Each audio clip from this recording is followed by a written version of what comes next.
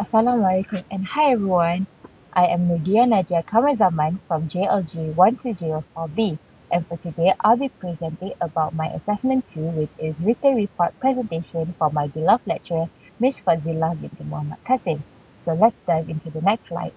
In our first slide, we have the list of contents which I divided into two categories.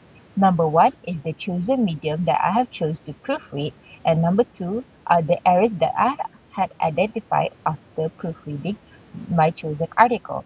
So under errors identified, I had divided it into three categories, which is number one, context, which consists of misuse of symbols and capitalization. Number two, mechanics of writing, which consists of spelling and language. And the last one, number three, subject-verb agreement and sentence structure.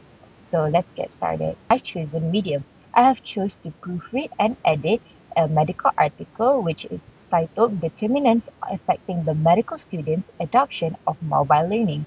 The article that I have chosen is quite long, so I have included a snippet of my article which consists of the background, objective, methods, results, and the conclusion of the article and the research.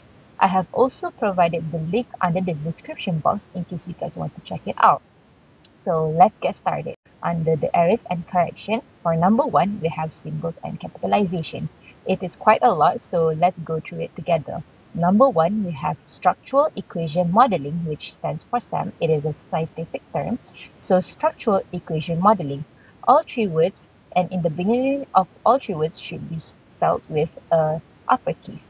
But here we can see the uppercase is only applied in the first word out of all three words, which is structural. So I have changed it to structural equation modeling to uppercase. So now we have structural equation modeling and all three words in the beginning are spelled with the uppercase. So number two, we have facilitation condition, which stands for FC. So facilitation condition is a scientific term. It should be spelled with capital letters, so I change it from lowercase to uppercase. So now it is facilitation condition spelled with uppercase. For number three, it is a misuse of symbols. So here we can see students is spelled correctly, but there is an apostrophe. So what I did is I removed the apostrophe and remained the original spelling for students. And for the next one, we have context with no symbols after, no comma, no full stop. So in the original article, if you read it, after the word context, there should be a symbol to signify a pause or an end to the sentence. So what I did was I added a full stop after the word context to signify that the sentence had come to an end. And for the last one, under the category of symbols and capitalization, we have widely spread, spelled with a hyphen. So what I did is I changed it to widely spread with vowel and hyphen. So for the next category, we have spelling and language. So here I have provided one sentence in case you guys are quite lost with my presentation. So the sentence goes, COVID-19 can positively influence protective behaviors, thereby fostering societal acceptance of technology. So here I have highlighted the error, which is behaviors. Here, behaviors is spelled with an American English spelling. So because we live in Malaysia, we have to abide with British English. So I changed behaviors to behaviors with a U. And for the next one, we have behavioral, quite similar to number one. I added a U so that the spelling goes from American English to British spelling. So now it is behavioral. Number three is endeavors. I change it to endeavors with a U. And for the second last one, we have modeling. But here, modeling is used in a different term. So it is modeling spelled with a double L to make sure that it is correct. And for the last one, we have colleges, but actually in the article, the author intends to use colleagues, but they spelled it wrong, so I changed it to its correct spelling.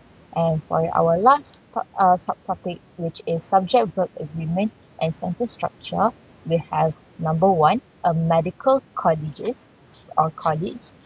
So actually, number one, they spelled it wrong, college, but they added an S. But the original article, the author actually intended to spell or use colleagues. So from number one, we have a medical colleague and I change it to medical colleagues. So I remove the A so that the sentence align with each other and all the words are also aligned with each other to make the sentence grammatically correct. So number two, we have data with nothing before and nothing after the word. So here the readers might get confused. So I change it to all the data so that the readers can understand the sentence better. And number three, we have as a means to.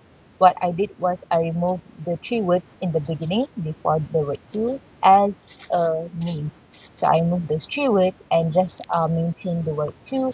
So this action is um, made to offer clarity to the readers. And number four is stymie.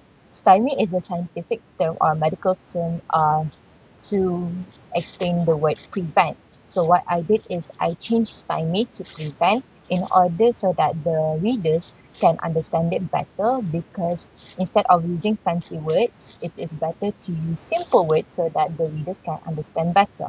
Number five is learning. M and a hyphen and learning. So I change it to its full spelling, which is mobile learning, because in the beginning, in the front page of my article, we can see the title, they used the full term or the full spelling mobile learning. Therefore, I think this change should be made so that the readers can understand that this article is about mobile learning. So I did that. And in the last one, number six, we have in light of. So what I did is I changed it to a completely new word, which is considering, so that the sentence is much more simple and much more shorter because it's a medical article. So the article itself is already long and it already consists of scientific words, medical terms, so it can get quite confusing. So I changed from in light of to considering so that the readers can just read it and go through it without having any confusion. So that is all for my written report presentation, and thank you everyone.